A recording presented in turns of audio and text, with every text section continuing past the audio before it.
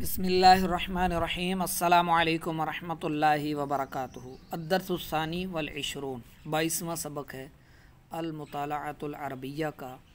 रसूलुल्लाह सल्लल्लाहु अलैहि वसल्लम यनहाना अनिल अखलाक़िस सय्यिअती। अल्लाह के रसूल सल्लल्लाहु अलैहि वसल्लम ने हमें मना फरमाया है बुरे अखलाक से। वैलुल लिमन युक्थिरु, वैल मना ख़राबी है, लिमन उसके लिए, युक्थिरु ज़िक्रल्लाही जो अल्लाह का ज़िक्र कसरत के साथ करते हैं, फ़ी लिसानी अपनी ज़बान में, वयअसिल्लाह फ़ी अमलिही और अपने अमल में अल्लाह की नाफरमानियाँ करते हैं। अल्लाहु अकबर। यानी ख़राबी है, हलाकत है। वैल मना हलाकत। अल्लाह के रसूल सल्लल्लाहु अलैहि वसल्लम ने फरमाया उनके लिए ख़राबी है, उनके लिए हलाकत है जो ज़ुबान से तो अल्लाह का ज़िक्र करते हैं लेकिन किरदार से बुरे हैं, बुरे काम करते हैं, अल्लाह की नाफरमानी करते हैं, अमल उनका सही नहीं है, अमल दुरुस्त नहीं है, अमल के मामले में अल्लाह की नाफरमानी करते हैं। तो ज़िक्रुल्लाह करने के साथ साथ इंसान का किरदार भी अच्छा होना चाहिए, किरदार भी साफ़ सुथरा होना चाहिए। ये नहीं कि ज़बान से तो अल्लाह का आप कसरत से ज़िक्र कर रहे हैं, नसीहत कर रहे हैं, लेकिन आदत, बद अखलाकियाँ और बुरी खसलतें और बुरे आमाल भी आपके वजूद में हैं, तो ये बहुत बुरी बात है और ये हलाकत है हर उस शख्स के लिए जो ज़ुबान से तो तस्बीह बहुत पढ़ता है, यानी अल्लाह का ज़िक्र करने में कोई कोताही नहीं करता, कसरत से करता है, लेकिन उसका अमल ठीक नहीं है, वो बद अखलाक है, वो झगड़ालू है, वो फसाद फैलाने वाला या फसाद फैलाने वाली है, यानी उसका किरदार सही नहीं है, तो उसके लिए हलाकत है। जो अमल के एतबार से अल्लाह का नाफरमान हो, अल्लाह की नाफरमानियाँ करें। दूसरी हदीस है अर्बअ मन कुन्न फ़ीही कान मुनाफ़िक़न ख़ालिसन। 4 चीज़ें जिसमें पाई जाएं वो पक्का ठक्का मुनाफिक है। अर्बअन यानी 4, मन कुन्न फ़ीही जिसके अंदर ये पाई जाएं, मुनाफिकन खालिसन, काना मुनाफिकन खालिसन वो पक्का मुनाफिक है, खालिस मुनाफिक है। वमन कानत फ़ीही खसलतुम मिनहुन्ना काना फ़ीही खसलतुम मिनन निफ़ाक़ी हत्ता यदअहा। और जिसके अंदर एक खसलत पाई जाए इसमें से, इनमें से यानी इन 4 में से कोई एक खसलत पाई जाए तो वो यानी कम मुनाफिक है, वो छोटा मुनाफिक है, या उसमें यानी कम मुनाफिकत है, निफाक है। मुनाफिक तो वो है बहरहाल, लेकिन हत्ता यदअहा जब तक कि वो उसे दूर ना कर ले, यानी उसे छोड़ ना दे। यदअहा उसे छोड़ ना दे। वदअ यदअु से है, मतलब है इसका छोड़ना। दआ यदअु से नहीं है ये। दआ यदअु का मतलब होता है इबादत करना, पुकारना, दुआ मांगना, ठीक है।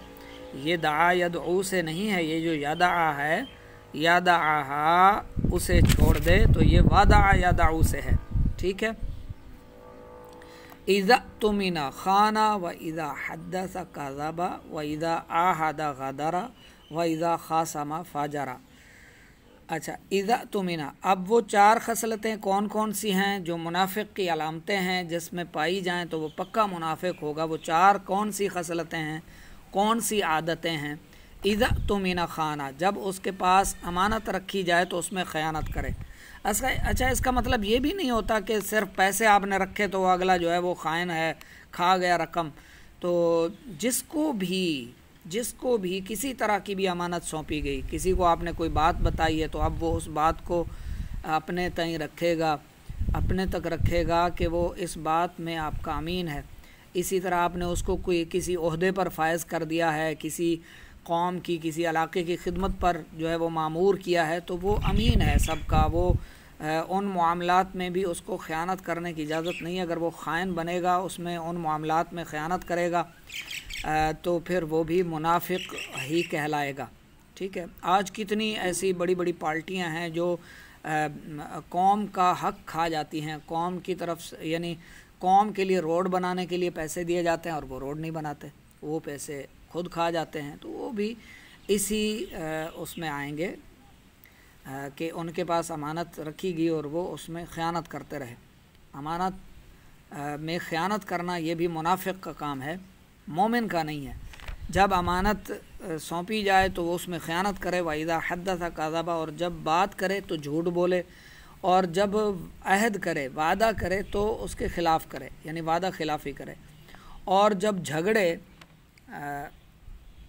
خاصما جھگڑنا، وَإِذَا خَاصَمَ فَاجَرَ، اور جب جھگڑا کرے تو گالیاں دے، تو گالیاں بکے۔ تو یہ 4 علامتیں ہیں منافق کی جو اس حدیث میں بیان کی گئی ہیں۔ متفق علیہ کا مطلب ہوتا ہے اسے تمام محدثین نے اس حدیث کو پر اتفاق کیا ہے، امام مسلم و بخاری نے بھی، ٹھیک ہے، تو اس لیے اس کو کہا جاتا ہے متفق علیہ، یعنی وہ حدیث جس پر سب کا اتفاق ہے۔ حدیث نمبر 3 ہے لا يدخل الجنت قطات ای نمام۔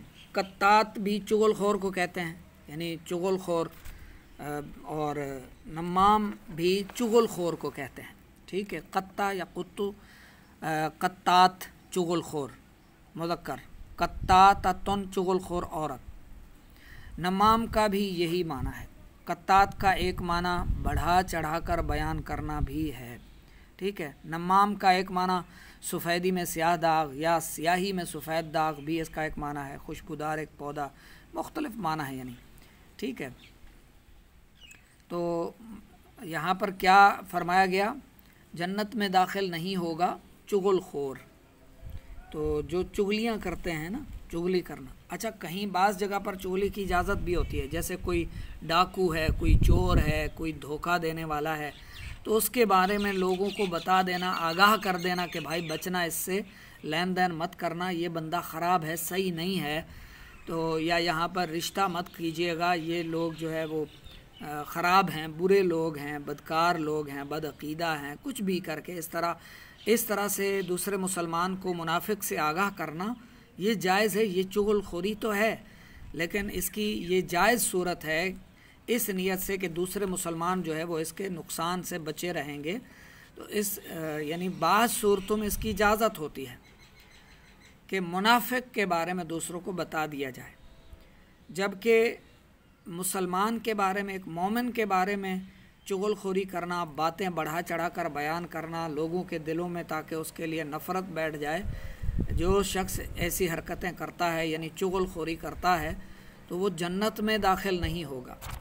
چوتھی حدیث ہے لیس المؤمن بالطعان وللعان وللفاحش وللبذی۔ فرمایا رسول اللہ صلی اللہ علیہ وآلہ وسلم نے کہ وہ مومن نہیں ہے جو تانا دے، جو لان تان کرے، اور جو فحاشی کرے، فاحش ہو، بری حرکتیں کرے، بدکار ہو، اور ولل بذی، بذی کا معنی بد اخلاق، بد چلن، بد زبان، اور بد اخلاق ہو یا بد چلن ہو، وہ مومن نہیں ہے۔ اسے امام ترمذی نے نقل کیا اس حدیث کو۔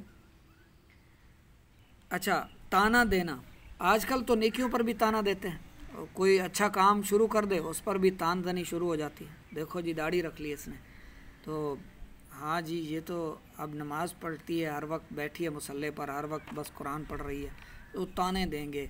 اور تو تانا دینا بھی بہت عام ہو چکا ہے، لان تان کرنا، جس کو بھی دیکھو آج ہر ایک کو لعنت کر رہا ہے، کوئی وزیروں مشیروں کو لعنت کر رہا ہے تو کوئی کسی کو لعنت کر رہا ہے، ہر ایک۔ اچھا، ایک اور مسئلہ یہاں پر ذہن نشین کر لیں، لعنت شخصی جائز نہیں ہے بہر صورت، کسی یعنی ایک شخص کو لعنت کرنا کہ اس نے آپ کے ساتھ بھلائی نہیں کی، اس نے جو ہے وہ آپ کے ساتھ کسی طرح کا کوئی تعاون نہیں کیا، تو اب آپ اس پر لعنت بھیج دیں، آپ کے لیے وہ اچھا نہیں ہے تو آپ اس پر لعنتیں کریں، ایسا نہیں ہے۔ ہاں البتہ قرآن پاک میں جھوٹوں پر اللہ نے لعنت فرمائی ہے، راشیوں یعنی رشوت خوروں پر لعنت کی گئی، سود خوروں پر لعنت کی گئی، جوا کھیلنے والے اور سرکشی یعنی بغاوت کرنے والوں پر لعنت کی گئی ہے۔ بہرحال لعنت بھی ایک بد دعا ہے، تو لعنت کا اگر وہ اگلا شخص حقدار نہ ہو، مستحق نہ ہو، تو جو لعنت کرتا ہے یہ اسی پر لوٹ آتی ہے۔ صحیح ہے، تو آگے چلتے ہیں حدیث نمبر 5 کی طرف۔ فرمایا لیس الشدید بالسرعۃ، حقیقی پہلوان وہ نہیں ہے، انما الشدید الذی یملک نفسہ عند الغضب، بس بے شک پہلوان وہ ہے جو اپنے نفس کا مالک بن جائے غضب کے وقت، یعنی غصے کے وقت، یعنی جو اپنے غصے کو پی جائے، اپنے غصے پر قابو کر لے۔ اچھا، یہ الذی یملک نفسہ، اپنے نفس پر قابو پا لینے سے مراد اپنے نفس کو غلام کر لے، اپنے نفس پر غلبہ حاصل کرے۔ ظاہر غلام کا کام ہوتا ہے اطاعت کرنا، جب اپنے نفس کا مالک بن جائے گا، اس سے مراد خود پر قابو رکھ لے گا، نفس کو اپنا غلام بنا لے گا، تو ظاہر غلام کو جو حکم دیا جاتا ہے وہ وہی کرتا ہے۔ آپ اپنے اطراف میں نظر دوڑائیں تو کتنے ہی آپ کو غلام نظر آئیں گے جنہوں نے اپنے قوانین ایک طرف رکھ دیے ہیں، بس وہ دوسروں کی غلامی میں ہی انہی کی طرف سے بھیجے جانے والے قانون پر جو ہے وہ عمل درآمد کرتے ہوئے آپ کے ساتھ کچھ بھی معاملات کر رہے ہیں۔ اللہ رب العزت عقل سلیم عطا فرمائے۔ حقیقت میں وہی پہلوان ہے جو اپنے غصے پر، غضب پر قابو پا لے، خود کو کنٹرول کر لے، غصہ نافذ نہ کرے۔ اچھا، ایک روایت مجھے یہ بھی یاد آ رہی ہے جس کا خلاصہ عرض کر دیتا ہوں۔ جس شخص کو بھی غصہ آئے اور وہ اس غصے کو نافذ کیے بغیر نہ رہے، یعنی غصے کو نافذ کر دے دوسرے پر، اس پر غضبناک ہو جائے، تو وہ اپنا ٹھکانہ جہنم میں سمجھ لے۔ یعنی جس کو غصے پر کنٹرول نہیں ہو سکا، وہ اپنے غصے پر قابو نہیں پا سکا، بلکہ اس کو نافذ کر دیا دوسرے پر، اس کو نقصان پہنچا دیا بغیر قصور کے، بغیر کسی جو ہے وجہ کے، بس صرف اس نے غصہ دلایا اور اس نے اس پر جو ہے وہ چاٹا مار دیا، اس کو مکہ مار دیا، اس کو گالیاں دے دیں، اس پر غصہ نافذ کر دیا، تو اس کے لیے جہنم ٹھکانہ ہے۔ حدیث نمبر 6 ہے، کلو مسکرن خمر و کلو خمر حرام، ہر نشہ آور چیز حرام ہے اور تمام شراب جو ہے وہ حرام ہے۔ تو یہ شیشہ، افیون، چرس وغیرہ جو چیزیں عقل پر پردہ ڈال دیتی ہیں، عقل کو ختم کر دیتی ہیں، محو کر دیتی ہیں، گم کر دیتی ہیں، وہ تمام نشہ آور چیزیں حرام ہیں، اور ہر طرح کی شراب بھی جو ہے یہ حرام ہے۔ 7ویں حدیث ہے، لعن اللہ الراشیہ والمرتشیہ والرائشہ بینہما، اللہ نے لعنت فرمائی ہے رشوت لینے والے پر اور رشوت دینے والے پر، اور ان دونوں کے درمیان یہ رشوت کے معاملات طے کروانے والے پر۔ ہاں جی، تو رشوت دینے والے پر پہلے لعنت فرمائی ہے، کیونکہ یہ محکموں کی، اداروں کی عادتیں آپ لوگ ہی خراب کرتے ہیں۔ بس اتنا پیسہ لے لو، زمینیں بیچ دیں گے، لاکھوں کروڑوں لگا دیں گے، بس یہ اس مقدمے سے نکل آؤ۔ ارے بھائی، اس مقدمے سے نکل کر کیا کرو گے؟ مرنا تو ہے نا، پھر اس عدالت میں کیا جواب دو گے؟ یہیں اگر سزا کچھ نہ کچھ پا گئے تو ممکن ہے اس گناہ سے آپ کو نجات اور خلاصی مل جائے، اگر آپ نے سچی توبہ کر لی اور اس کا جو ہے وہ خمیازہ پورا کر لیا۔ بہرحال رشوت دینے اور لینے والے دونوں پر اللہ کی لعنت ہے۔ لعنت سے کیا مراد ہوتا ہے؟ لعنت مطلب اللہ کی رحمت سے محروم کر دیا جانا۔ تو یہ لوگ اللہ کی رحمت سے محروم رہتے ہیں۔ تو رشوت دینے لینے والے اور ان کے درمیان یہ سودے بازی جو کرواتے ہیں نا، رشوت کا جو لین دین کرواتے ہیں، ان کے مابین یہ سارے معاملات طے کرواتے ہیں، ان پر اس شخص پر بھی لعنت کی گئی ہے۔ صحیح ہے۔ 8ویں حدیث ہے، الریا الشرک الاصغر، ریاکاری، دکھلاوا، لوگوں کو دکھانے کے لیے عمل کرنا، یہ چھوٹا شرک ہے۔ اچھا، شرک برا ہے، بہرحال چھوٹا ہو یا بڑا ہو۔ ریا کا جو ایک ریا کی تعریف ہے، یعنی ہر وہ کام جو اللہ کی رضا کے لیے کیا جائے، اس کے ذریعے عزت یا دولت کا طالب ہونا، یہ ریاکاری ہے۔ نمبر 9، خصلتان لا تجتمعان فی مؤمن، مومن کے اندر یہ 2 خصلتیں جمع نہیں ہو سکتی۔ اس حدیث میں فرمایا گیا، البخل وسوء الخلق، یعنی کنجوسی، بخل اور بد اخلاقی، برا اخلاق، یہ مومن میں یہ 2 خصلتیں نہیں جمع ہو سکتی۔ یعنی جو مسلمان ہوگا، مومن ہوگا، وہ کنجوس نہیں ہوگا، بخیل نہیں ہوگا اور بد اخلاق نہیں ہوگا۔ مومن جو ہوتا ہے وہ اچھے اخلاق کا مالک ہوتا ہے۔ حدیث نمبر 10 ہے، دعوت المظلومی مستجابۃ، مظلوم کی دعا یعنی بد دعا مقبول ہے یعنی قبول ہوتی ہے۔ وَإِنْ كَانَ فَاجِرًا فُجُورُهُ عَلَى نَفْسِهِ، بذات خود اگرچہ وہ فاجر ہو، وہ خود چاہے گناہ گار ہو، یعنی جو مظلوم ہے وہ چاہے خود بدکار ہے، گناہ گار ہے، پھر بھی وہ مظلوم ہے تو اس کی دعا اللہ رب العزت مستجاب فرماتا ہے یعنی قبول فرماتا ہے۔ اور جو وہ بد دعا دے ظالم کو تو ظالم کو اللہ رب العزت تباہ و برباد فرما دیتا ہے۔ تو مظلوم کی دعا سے بچنا چاہیے۔ تو اچھا، مظلوم کی دعا یہ نہیں ہے، ایسا نہیں ہے کہ مظلوم اب کسی اور کے لیے بد دعائیں شروع کر دے کہ میری تو دعائیں قبول ہوتی ہیں۔ تو مظلوم کی دعا صرف اس کے یعنی جس نے اس پر ظلم کیا ہے نا، اس کے لیے جب یہ بد دعا کرے گا تو پھر اس کے قبول ہوگی اور ظالم برباد ہوگا۔ کسی اور کے لیے کرے گا تو وہ پھر اس کی قبولیت نہیں ہوگی، یہ بھی ذہن میں رکھ لیں۔ نمبر 11، ما آمنا بھی من باتا شبعانا وجارہ جائن الی جنبہ وہو یعلم بہ، وہ اسے جانتا بھی ہے یعنی اس کا کوئی ہمسایہ بھوکا سوئے۔ اچھا، شروع سے ترجمہ کرتے ہیں۔ وہ مجھ پر ایمان نہیں لایا، رسول پاک صلی اللہ علیہ وآلہ وسلم فرماتے ہیں کہ وہ مجھ پر ایمان نہیں لایا جس نے اس حال میں یعنی پیٹ بھر کر رات گزاری، باتا یبیتو یعنی رات گزارنا، شبعانا پیٹ بھر کر، یعنی جس نے پیٹ بھر کر رات گزاری وہ مجھ پر ایمان نہیں لایا، جس نے پیٹ بھر کر رات گزاری اور اس کے پہلو میں پڑوسی بھوکا رہا، یعنی اس کے پہلو میں جو پڑوسی ہے جنبی ہی، اس کے پہلو میں پڑوسی جو ہے اس کا ہمسایہ وہ بھوکا رہا اور اس کو پتہ بھی ہے، اس کا علم بھی ہے۔ اچھا، جارہو ہے یعنی وہ پڑوسی، وہ ہمسایہ کوئی کافر بھی ہو سکتا ہے، سکھ بھی ہو سکتا ہے، ہندو عیسائی بھی ہو سکتا ہے، کوئی بھی ہمسایہ ہے، کوئی بھی پڑوسی ہے، کوئی جانور بھی ہو سکتا ہے، ٹھیک ہے، کوئی چیز بھی ایسی ہو سکتی ہے آپ کے پہلو میں، آپ کے پڑوس میں جو بھوکی سوئی اور آپ پیٹ بھر کر سوئے، تو فرمایا ایسا شخص مجھ پر ایمان نہیں لایا اور پتہ بھی ہو اسے۔ اچھا جی، آگے تمارین ہے یعنی مشق کرنی ہے۔ عجب اما یاتی من الاسئلتی، دیے ہوئے سوالات کے جوابات دیجئے۔ اچھا، اس میں وہ کہتے ہیں کہ جو دوسری حدیث میں منافق کی 4 علامتیں بیان کی گئی ہیں وہ کون سی ہیں؟ اس میں دوسرے سوال میں ہے کہ جو 4 علامتیں مومن کی بیان کی گئی ہیں سبق میں، وہ چوتھی حدیث میں وہ کون سی ہیں؟ اس میں حقیقی پہلوان کون مراد ہے رسول کریم علیہ السلام کے قول کے مطابق؟ تو یہ جواب دینا ہے آپ نے، ان کے جوابات آپ نے سبق سے ہی تلاش کرنے ہیں۔ دوسرا سوال ہے استخدم الکلمات الآتیہ فی جمل مفیدہ، یہ جو لفظ دیے گئے ہیں خصلۃ، قطات، بذیج، شدید، سرعۃ، مسکر، رائش، ریاء، تو ان پر آپ نے جملے بنانے ہیں، مفید جملے بنانے ہیں۔ اچھا، جو تیسرا سوال ہے تمرین کا، یہ کچھ طلباء نے کہا ہے کہ تمرین کے جو سوالات ہوتے ہیں وہ آپ سمجھا دیا کریں، تو جواب ہم پھر خود لکھ کر آپ کو چیک کروائیں گے واٹس ایپ پر، تو اس لیے میں سوال پڑھ کر عرض کر رہا ہوں، یعنی ان کا ترجمہ انہوں نے فرمایا کہ ترجمہ کر دیا کریں۔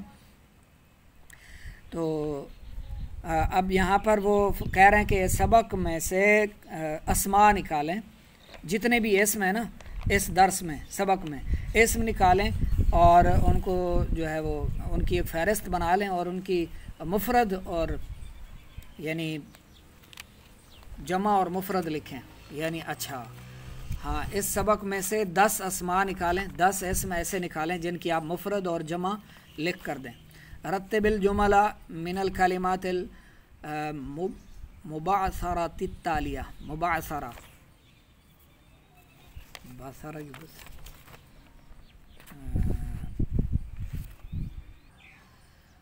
یہ بعثرہ یبعثرو سے ہے، مطلب اس کا ہوتا ہے بکھرنا، بکھرا ہوا ہونا، ٹھیک ہے، مطلب آنے والے یہ سوال کا ترجمہ آپ سن لیں بامحاورہ کہ دیے ہوئے سوالات، دیے ہوئے جو کلمات ہیں بکھرے ہوئے، ان کو ترتیب دیں، ان کو ترتیب دیں، آگے پیچھے بکھرے ہوئے ہیں، ان کو آپ نے ترتیب دینی ہے۔ سوال نمبر 5 ہے، سبق جو ہے اس میں سے اسم فاعل نکالیں۔ اچھا، جو اسم فاعل ہیں سبق میں سے وہ آپ نے نکالنے ہیں، ٹھیک ہے، جیسے فاحش ہے، رائش ہے، مومن ہے، منافق ہے، مسکر ہے وغیرہ، इस तरह आपने इसम फ़ाइल निकालने हैं सबक में से, और फ़हरिस्त बनानी है। आइद्दा कायमता, यानी एक फ़हरिस्त बनानी है, तरतीब देनी है और इसम फ़ाइल लिखने हैं, और इसम फ़ाइल लिख कर फिर उन पर जुमले भी बनाने हैं। ठीक है। सवाल नंबर 6 है, हदीस नंबर 3, 8 और 11 ज़बानी याद करें और खुश ख़त लिखें। अच्छा, नंबर 7 है, इस उर्दू इबारत का अरबी में तर्जमा करें। मुसलमान लान तान करने वाला नहीं होता। अगर किसी से मुआहदा करो तो गद्दारी मत करो। रिश्वत खोर पर खुदा की लानत है। तो इनकी आपने अरबी लिखनी है। ठीक है।